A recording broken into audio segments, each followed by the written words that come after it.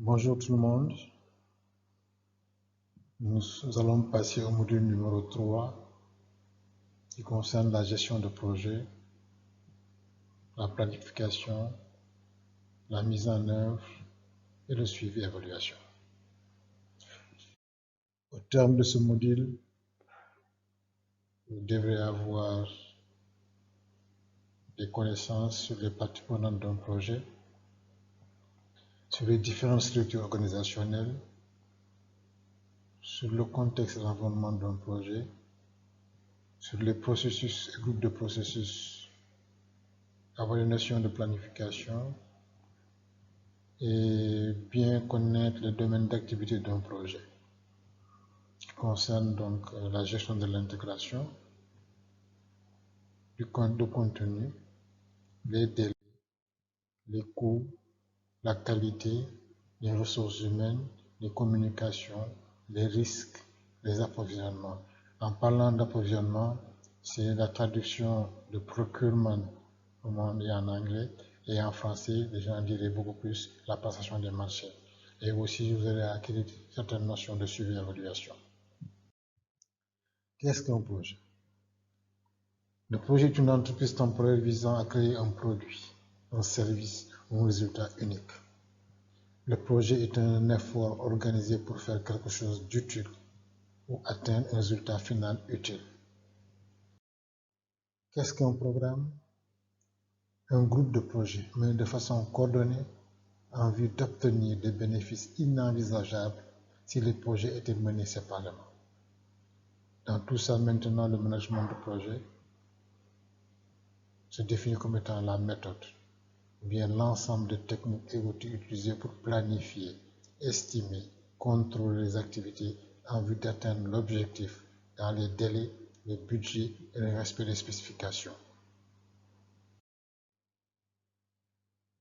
Les parties prenantes d'un projet, on a d'abord le chef de projet, le project manager, l'équipe de management de projet, project management team, les membres de l'équipe, les clients, l'utilisateur, l'organisme en charge du projet, le sponsor et les autres personnalités influentes. En parlant de structure organisationnelle d'un projet, nous avons trois types. L'organisation fonctionnelle. Chaque salarié a un supérieur clairement identifié. Les salariés sont regroupés par spécialité ou domaine. On a une structure organisationnelle, type projet. Les membres de l'équipe sont physiquement regroupés. La majorité des ressources est impliquée dans les activités du projet. Le chef de projet a une autorité importante. Et concernant une organisation matricielle, c'est un mélange de structures fonctionnelles et de structures du projet. Quand la matrice est faible, c'est qu'on est très proche du mode fonctionnel, et quand la matrice est très forte, on est très proche du mode projet. Au milieu, on dirait qu'on a une matrice équilibrée. La matrice se trouve ici, sous forme de tableau. On a une structure fonctionnelle, faible, équilibrée, forte ou structure projet.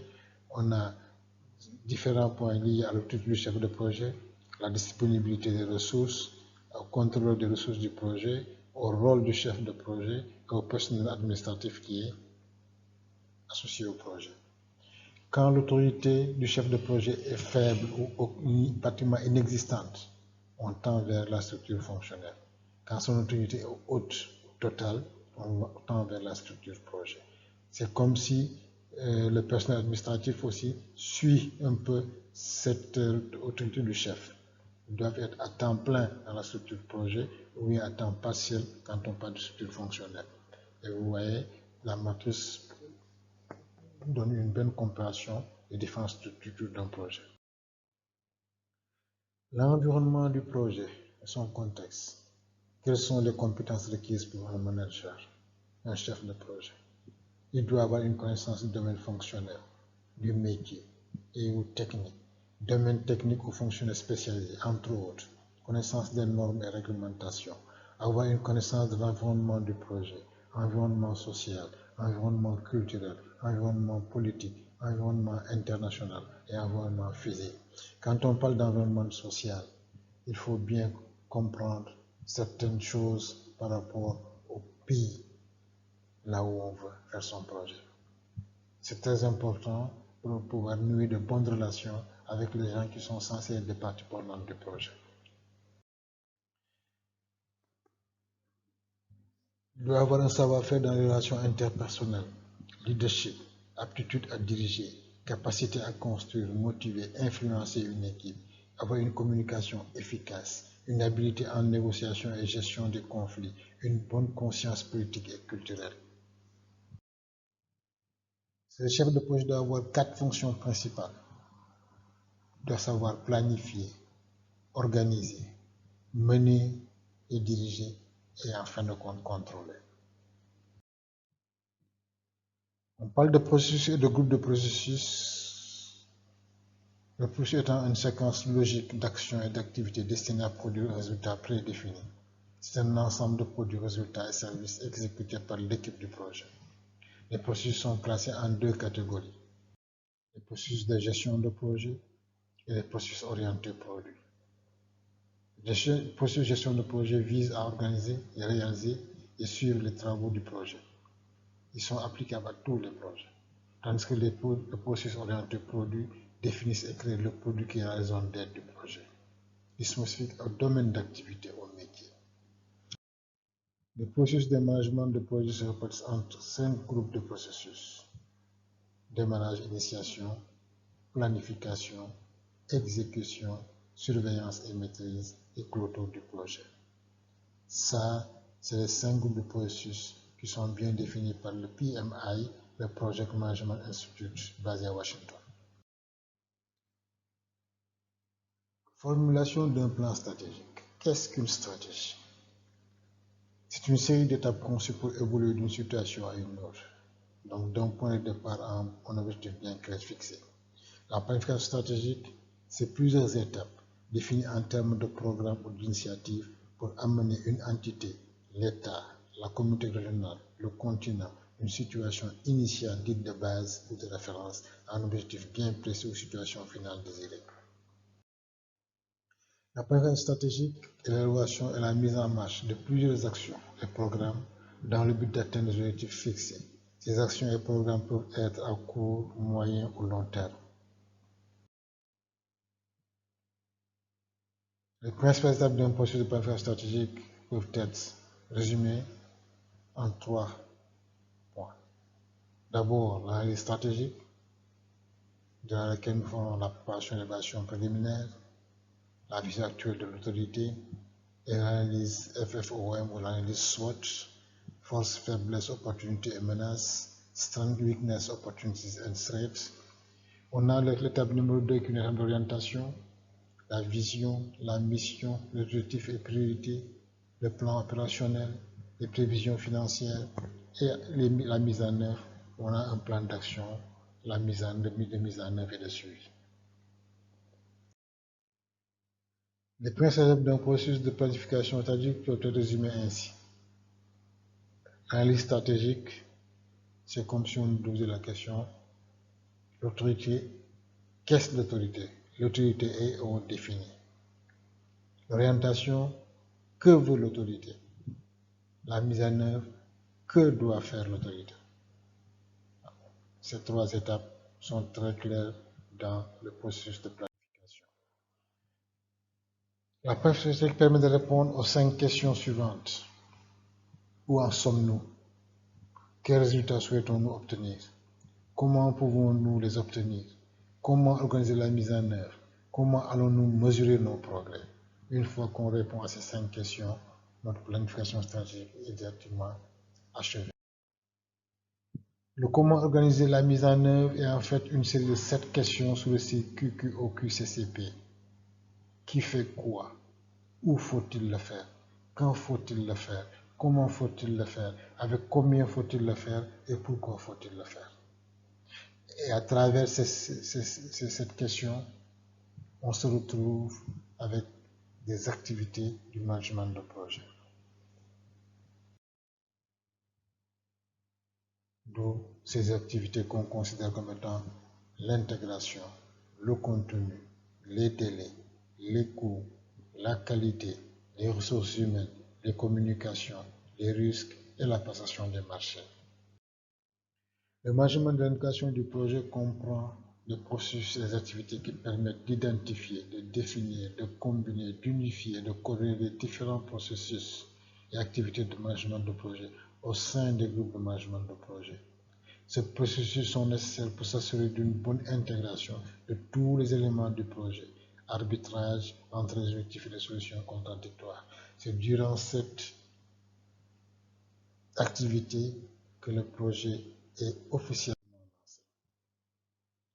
C'est là où on élabore la charte du projet, qu'on élabore le plan de management du projet, comment diriger et piloter l'exécution du projet, comment surveiller et maîtriser le travail du projet, comment mettre en œuvre la maîtrise intégrée des modifications et comment clore le projet. Ça, c'est la gestion de l'intégration qui peut ser mise aussi en termes de coordination.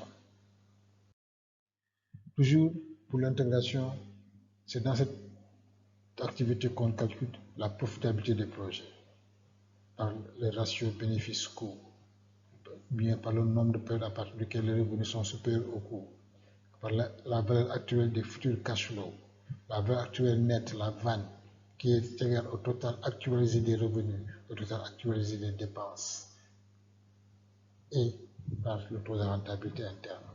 Pour votre information, le taux de rentabilité interne correspond au taux pour lequel la valeur actuelle nette, la VAN, est égale à 0. La valeur actuelle des futurs cash flow, c'est quoi?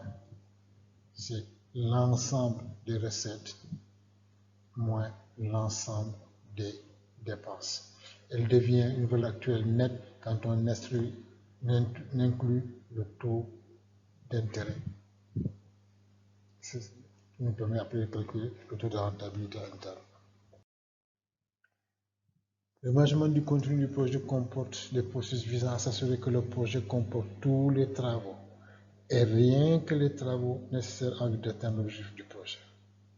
Les 5 processus de management du contenu du projet doivent être intégrés au processus des autres domaines de connaissances, de sorte que le travail du projet délivre bien le contenu du produit celui-ci. Ceci est très important parce qu'on en reparlera au moment de la qualité, de réaliser exactement le contenu du projet du produit qui est spécifique. Pour la gestion du contenu, il faut requérir les exigences, définir le contenu, créer la structure de découpage du projet, vérifier le contenu, maîtriser le contenu. Quand on parle de la structure de découpage du projet, c'est un projet global qu'il faut découper en plusieurs postes et sous-postes pour ramener le projet à un élément plus petit, mesurable, pour être évalué, exécuté et payé. Le management des délais du projet comprend les processus permettant de gérer l'achèvement du projet dans le temps voulu. Il permet d'élaborer le diagramme PERT qui sert à calculer et maîtriser le cheminement logique.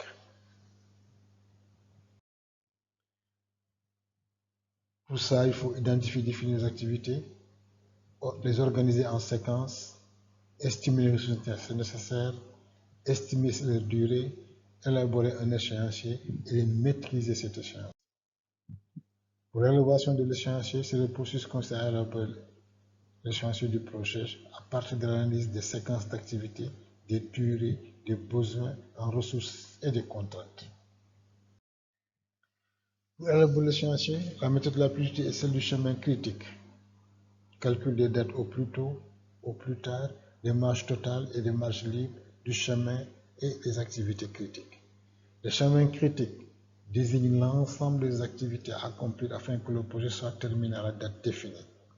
La méthode du chemin critique permet de savoir combien de temps prendra chaque tâche avant de finir le projet.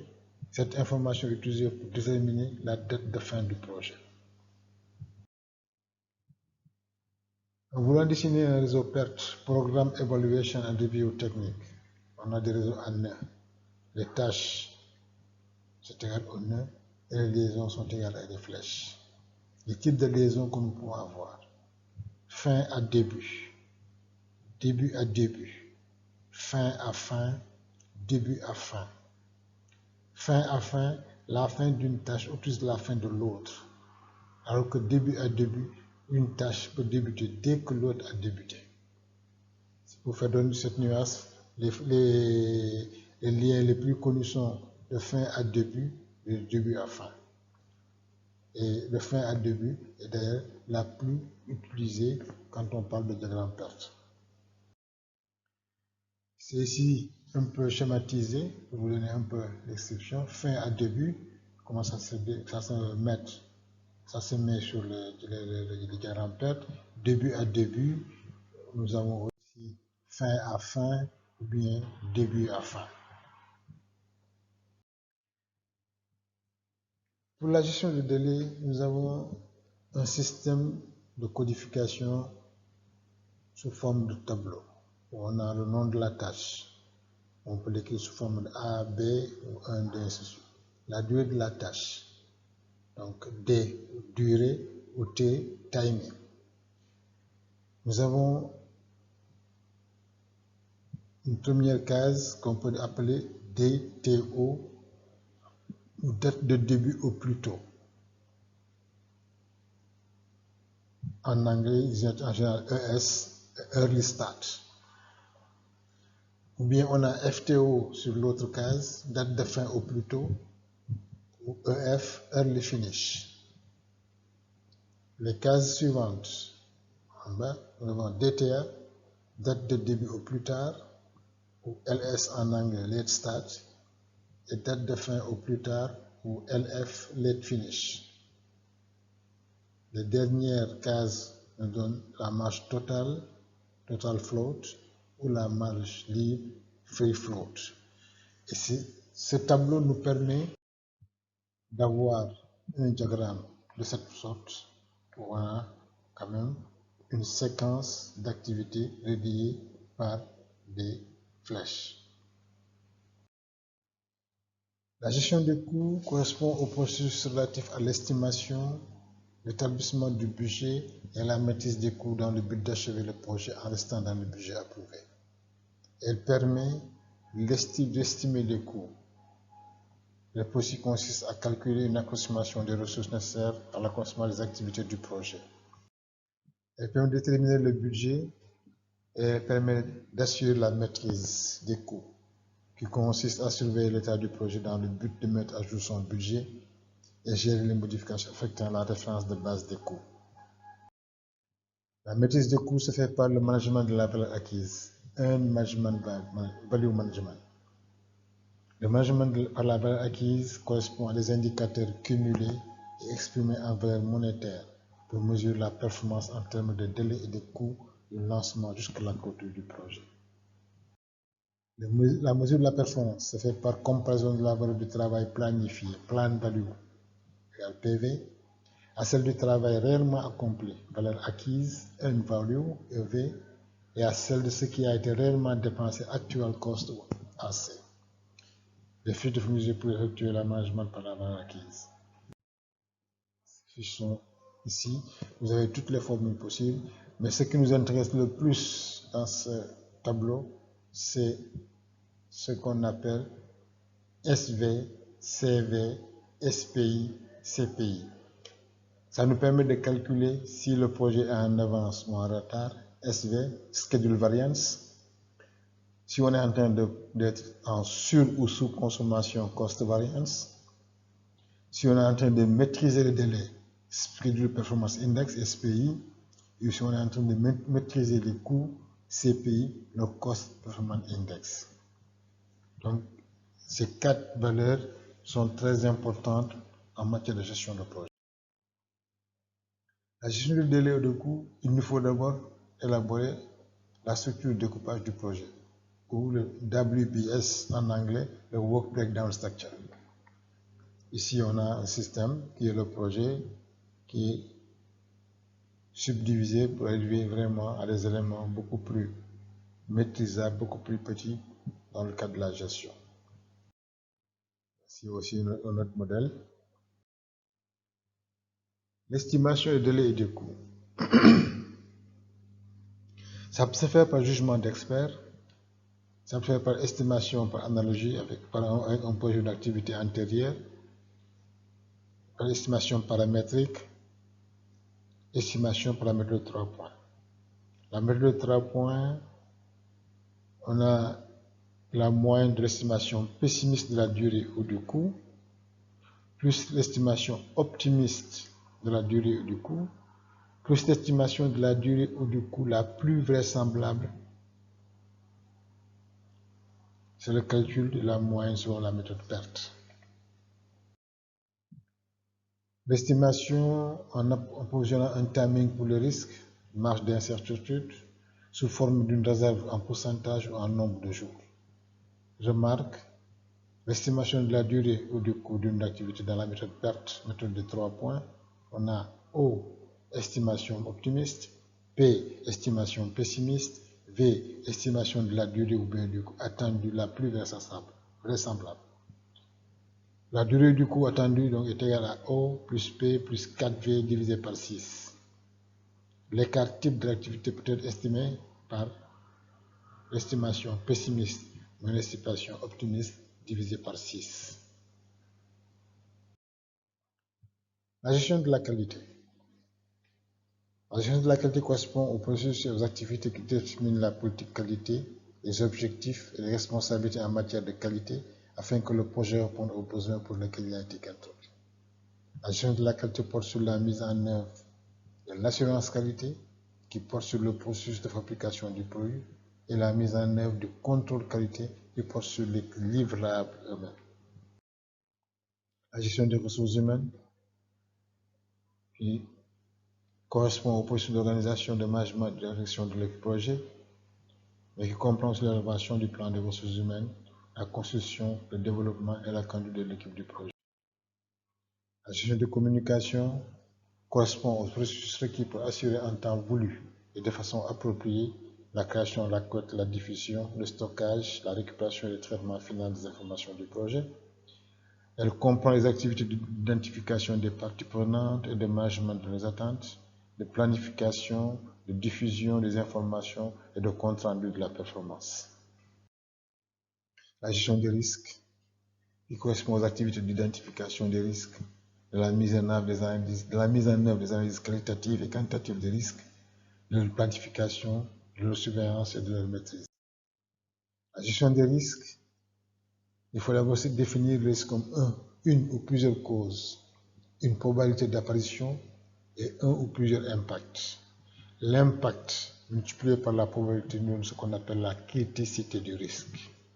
Le risque du projet correspond à un événement ou une situation dont la concrétisation incertaine aurait un impact positif, opportunité, ou négatif, menace sur au moins un objectif du projet tel que le délai, le coût, le contenu ou la qualité. La gestion des risques se fait par l'analyse de la valeur monétaire attendue, qui est généralement estimée en valeur positive pour les opportunités et en valeur négative pour les menaces. Il se calcule en multipliant la valeur de chaque résultat possible par sa probabilité d'occurrence et en le totalisant. Il est courant d'utiliser ce type d'analyse par arbre de décision. L'analyse par arbre de décision, diagramme d'arbre de décision qui décrit la situation étudiée et les implications de chacun des choix disponibles et des scénarios possibles. La résolution de l'arbre de décision fournit la valeur monétaire attendue de chaque alternative une fois que tous les gains et toutes les décisions ultérieures ont été quantifiés. Cela permet de choisir entre plusieurs options en considérant les probabilités des risques et les coûts et gains associés. Tableau de l'accuracy des risques. Nous avons en abscisse et en ordonnée l'impact du risque en francs ou bien la perte d'occurrence du risque en pourcentage. Vous voyez que donc plus la probabilité d'occurrence est importante, plus les impacts du risque deviennent aussi importants. Ce qui fait, quand on a un impact en francs assez important, une probabilité assez importante aussi, vous voyez, nous sommes dans le rouge, parce que nous dépensons entre 350 et 810. Et quand la probabilité d'occurrence est pratiquement nulle ou faible, vous voyez, nous tournons autour de 150, entre 0, 10 jusqu'à 150. La gestion d'approvisionnement de la passation des marchés concerne particulièrement leur planification, le plan de passation des marchés, la mise en œuvre et le suivi. Les marchés publics constituent un instrument de transformation du potentiel financier d'un pays. Il apparaît comme un instrument qui permet la transformation du potentiel financier d'un pays en infrastructures et équipements sociaux. À ce fait même, il est considéré comme un vecteur essentiel de lutte contre la pauvreté et un moyen important pour l'amélioration des conditions de vie et du bien-être des populations. Et nous passons aux notions de surévaluation. Les surévaluations sont des outils qui permettent d'identifier et de mesurer les résultats des projets, programmes ou politiques. Le suivi est un processus continu de collecte et d'analyse d'informations pour apprécier comment un projet, un programme, une politique est mis en œuvre en comparant avec les performances attendues. L'évaluation, par contre, est une mesure aussi systématique et objective que possible des résultats d'un projet, d'un programme, d'une politique en vue de déterminer sa pertinence, sa cohérence, son efficience et sa mise en œuvre, son efficacité et son impact, ainsi que la pérennité des effets attendus.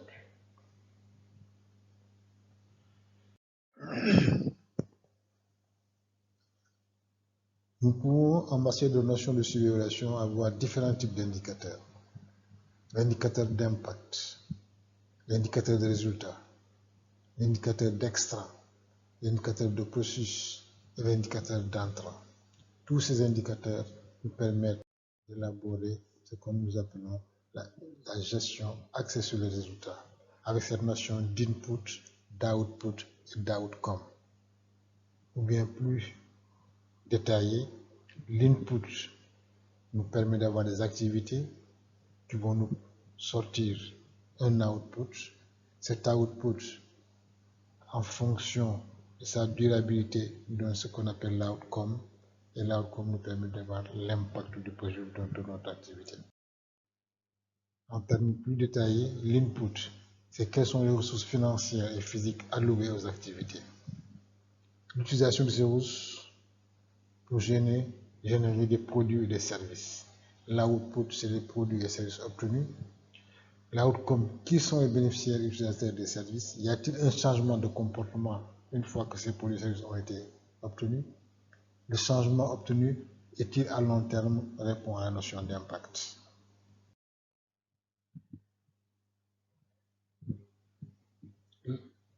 En parlant de notion de suivi d'évaluation et de gestion sur les résultats, on parle de modèle de cadre logique. Et ce modèle de cadre logique nous permet de définir clairement l'objectif global, l'objectif spécifique, les résultats et les activités. Ce qu'on appelle la logique d'intervention, avec des indicateurs objectivement vérifiables, des sources de vérification clairement identifiées et des hypothèses clairement définies. Le cadre logique nous permet d'élaborer un autre cadre qu'on appelle le cadre de mesure des résultats. Quel est le résultat ultime qu'on doit atteindre? Quels sont les résultats intermédiaires? Quels sont les résultats immédiats? Et quels sont les produits? Quels sont les indicateurs pour les mesurer? Quelles sont les valeurs de référence? Quelles sont les valeurs cibles à atteindre? Quelle est la méthode de collecte? Quelle est la fréquence de la collecte?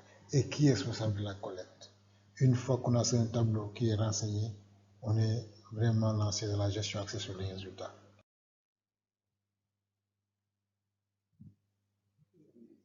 On pourrait aussi parler des notions de revue, ROM, Result Oriented Monitoring, qui ont été initiées en 2000 dans le but de réaliser un suivi externe du progrès des interventions financées par l'Union européenne. Depuis 2015, le rôle a évolué vers un appui plus spécifique à la gestion des interventions avec 3 objectifs différents. Revue rapide et cohérente de la performance, recommandations pertinentes et concrètes, leçons apprises, bonnes pratiques et recommandations pour l'évaluation de la qualité du portefeuille des interventions de l'UE. Je vous remercie de votre attention.